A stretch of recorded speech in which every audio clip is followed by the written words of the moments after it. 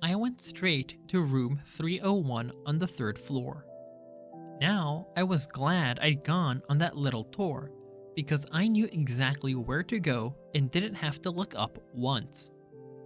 I noticed that some kids were definitely staring at me now.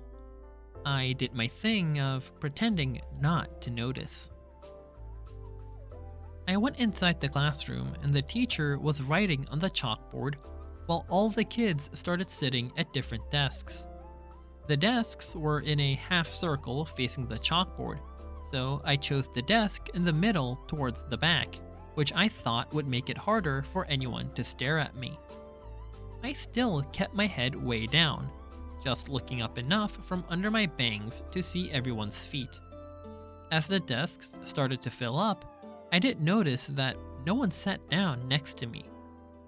A couple of times, someone was about to sit next to me, then changed his or her mind at the last minute and sat somewhere else. "Hey, August." It was Charlotte giving me her little wave as she sat down at a desk in the front of the class. Why anyone would ever choose to sit way up front in a class, I don't know. "Hey," I said, nodding hello. Then I noticed Julian was sitting a few seats away from her, talking to some other kids. I know he saw me, but he didn't say hello. Suddenly, someone was sitting down next to me.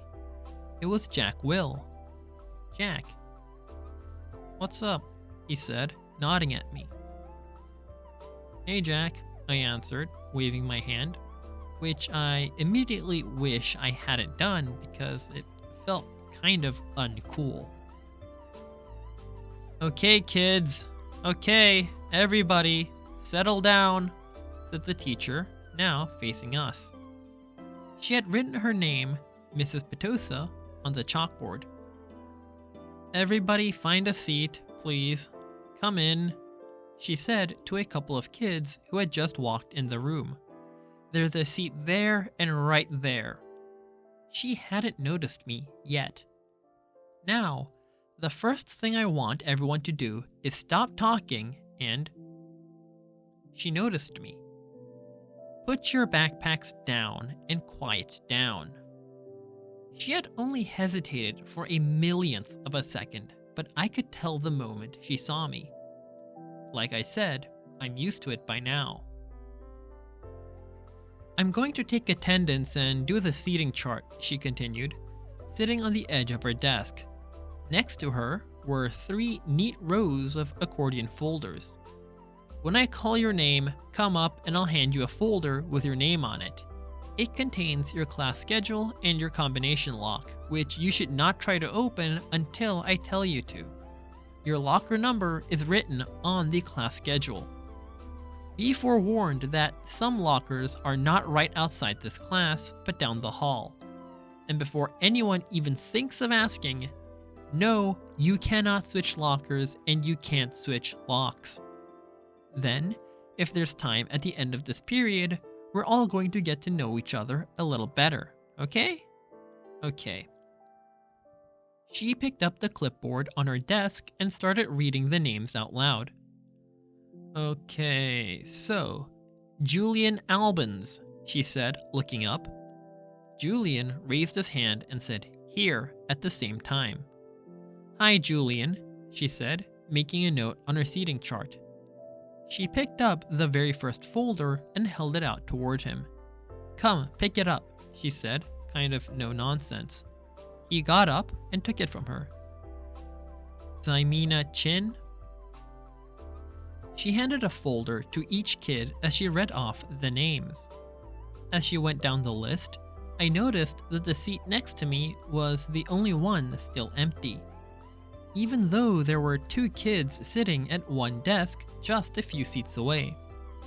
When she called the name of one of them, a big kid named Henry Joplin, who already looked like a teenager, she said, "Henry, there's an empty desk right over there. Why don't you take that seat, okay?" She handed him his folder and pointed to the desk next to mine. Although I didn't look at him directly, I could tell Henry did not want to move next to me, just by the way he dragged his backpack on the floor as he came over, like he was moving in slow motion. Then he plopped his backpack up really high on the side of the desk, so it was kind of like a wall between his desk and mine. "Maya Markowitz?" Miss Petosa was saying. "Here," said a girl about 4 desks down from me. "Miles Norrie?" "Here," said the kid that had been sitting with Henry Joplin. As he walked back to his desk, I saw him shoot Henry a "poor you" look. "August Pullman?" said Miss Petosa. "Here," I said quietly, raising my hand a bit. "Hi, August," she said, smiling at me very nicely when I went up to get my folder. I kind of felt everyone's eyes burning into my back for the few seconds I stood in the front of the class, and everybody looked down when I walked back to my desk. I resisted spinning the combination when I sat down, even though everyone else was doing it, because she had specifically told us not to. I was already pretty good at opening locks anyway, because I've used them on my bike.